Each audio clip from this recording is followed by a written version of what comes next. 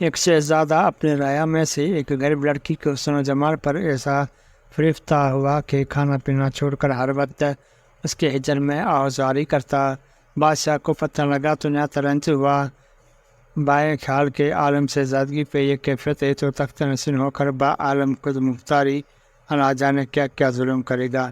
چنانچہ وزیر بعد تدبیر سے اس کی اصلاح کے لیے صلاح مشورہ کیا کہ شاید پند و نصیحت سے شہزادہ راہ راست پر آ جائے۔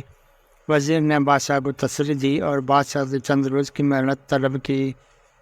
ایک دو روز کے بعد تمام حالات متعلق سے واقفیت حاصل کر کے وزیر نے اپنی حکمت عملی اور زور سے لڑکی کی تمام کمبے کو اپنی ملازمت محلات میں لے لیا اور لڑکی کو اپنی بیگم کنیز خاص میں کھڑ کریا۔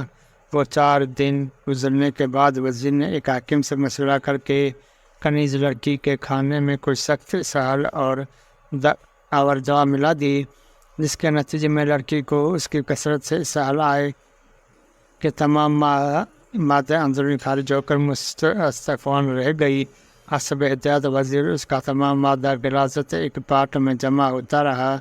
وزیر نے شہزادے سے نہایت راودانہ طریقے پر بطور ہمدردی کہا کہ میرے ساتھ چل کر اپنی محبوبہ سے ملاقات کر لیں۔ شہزادہ اس غیر متوقع کامیابی سے خوش ہو کر وزیر کے محلات میں گیا۔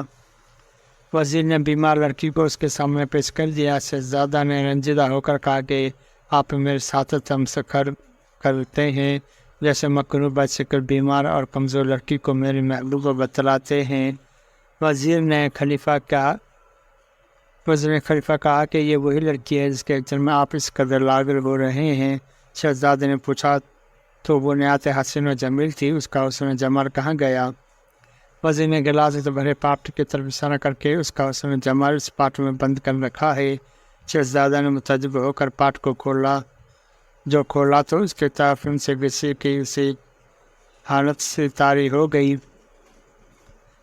ہوش آنے پر وزیر نے کہا اس حسن کی اصلیت یہی ہے جس پر آپ اس قدر فریفتہ تھے۔ چنانچہ شہزادہ اس تمام واقعہ کی حقیقت سے باخبر ہو کر آئندہ اس قسم کی ناجائز حسن پرستی سے تائب ہو گیا۔ انسان کو چاہیے کہ ظاہر پر فریفتہ نہ ہو، کیونکہ اس کی اصل سراسر غلط کی غلاظت کی قوت ہے۔ اس طرح ایک شہزادہ اپنے محلات کی کنیز پر فریفتہ ہو گیا۔ شہزادے کے زیادہ اثرات پر اس عصمت مجسم کنیز نے بظاہر رضامندی کے طور پر دریافت کیا کہ آپ کو میرے حسن میں سے سب سے زیادہ کون سی چیز پسند ہے؟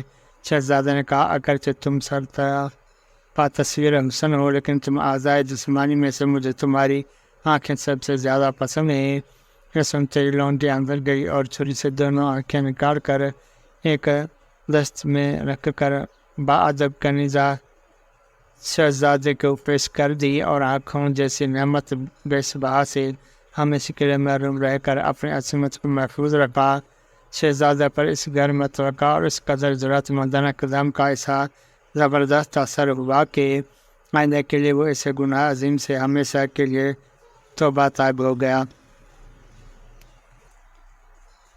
واضح رہے کہ انسانی جسم انسان کے اجزائے ترکیبی یعنی چربی، فاسفورس، سوڈا، نشاستہ، شکر، پانی اور حجم وغیرہ کو فروخت کیا جائے تو ان کی مجموعی قیمت ₹1.25 سے زیادہ نہیں ہوتی۔